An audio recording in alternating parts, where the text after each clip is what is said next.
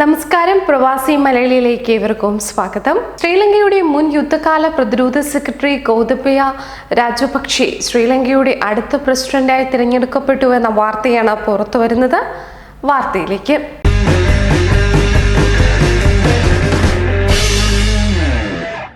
ശ്രീലങ്കയുടെ പ്രസിഡന്റായി ഗോതബയ രാജപക്ഷെ തിരഞ്ഞെടുക്കപ്പെട്ടു.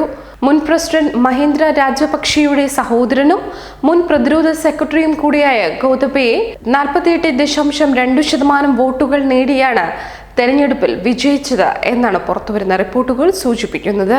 ശക്തമായ നേതൃത്വം ഉണ്ടാകുമെന്നും രാജ്യത്ത് സുരക്ഷ ഉറപ്പാക്കുമെന്നുമായിരുന്നു രാജപക്ഷെയുടെ പ്രധാന തിരഞ്ഞെടുപ്പ് വാഗ്ദാനങ്ങൾ.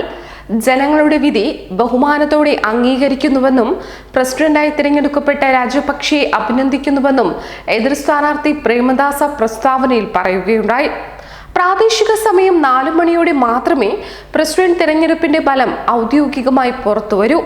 ശ്രീലങ്ക പൊതുജന പെരുമന പാർട്ടിയുടെ സ്ഥാനാർത്ഥിയായിരുന്നു ഗോതബയ. ശ്രീലങ്കൻ സേനയിൽ മുൻ ലഫ്റ്റനന്റ് കേണലായി പ്രവർത്തിച്ചിട്ടുണ്ട് ഇദ്ദേഹം. മുഖ്യ എതിരാളിയായ യുണൈറ്റഡ് നാഷണൽ പാർട്ടിയുടെ അതായത് UPI സജിത് പ്രേമദാസ 45.3% വോട്ടുകൾ നേടി 2ാം സ്ഥാനത്തുമായിട്ടുണ്ട്.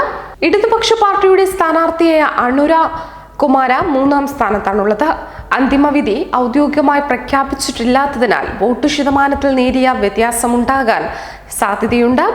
ശ്രീലങ്കൻ ആഭ്യന്തര യുദ്ധകാലത്താണ് ഗോതബയ പ്രതിരോധ സെക്രട്ടറി ആയിരുന്നത്. മഹീന്ദ്ര രാജപക്ഷെയ്ക്കൊപ്പം തമിഴ് പുലികളെ തകർത്ത് 26 വർഷം നീണ്ട ആഭ്യന്തര യുദ്ധം അവസാനിപ്പിച്ചതിൽ ഗോതബയ വലിയ പങ്ക് വഹിച്ചിട്ടുണ്ട്. ഇത് രാജ്യത്തെ ഭൂരിപക്ഷമായ സിംഹള ബുദ്ധിസ്റ്റുകൾക്കിടയിൽ ഗോതബയ്ക്ക് താരപരിവേഷം നൽകുന്നുമുണ്ട്.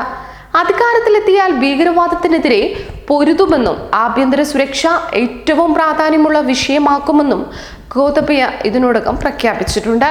മുൻ പ്രസിഡന്റ് രണസിംഗെ പ്രേമദാസയുടെ മകനാണ് നിലവിൽ വിക്രമസിംഗെ മന്ത്രിസഭയിൽ ഭവന വകുപ്പ് മന്ത്രിയായ സജിത് പ്രേമദാസ.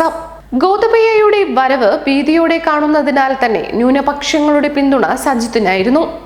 രാജ്യത്തെ തമിഴ് വംശജരെ പ്രതിനിധീകരിക്കുന്ന ഏറ്റവും വലിയ പാർട്ടിയായ തമിഴ് ദേശീയ സഖ്യം സജിത്തിന് പിന്തുണ പ്രഖ്യാപിച്ചിരുന്നു. രാജ്യത്തെ ജനസംഖ്യയിൽ 12.6% തമിഴ് വംശജരുള്ളത്. മുസ്ലിം സമുദായമാകട്ടെ 9.7%.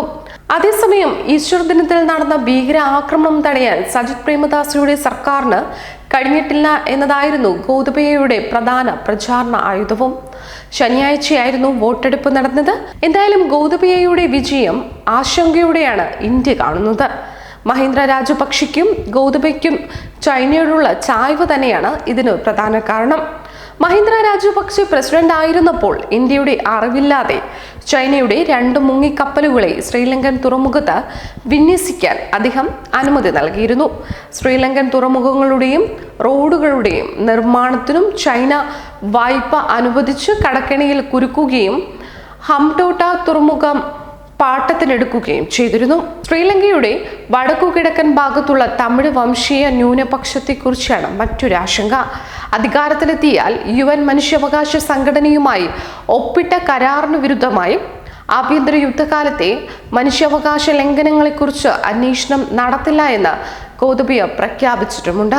എന്തായാലും ശ്രീലങ്കൻ ജനത വലിയ പ്രതീക്ഷയിൽ തന്നെയാണ്. മറ്റൊരു പ്രവാസി മലയാളി വാർത്തയുമായി വീണ്ടും കാണുന്നതുവരെ നന്ദി, നമസ്കാരം.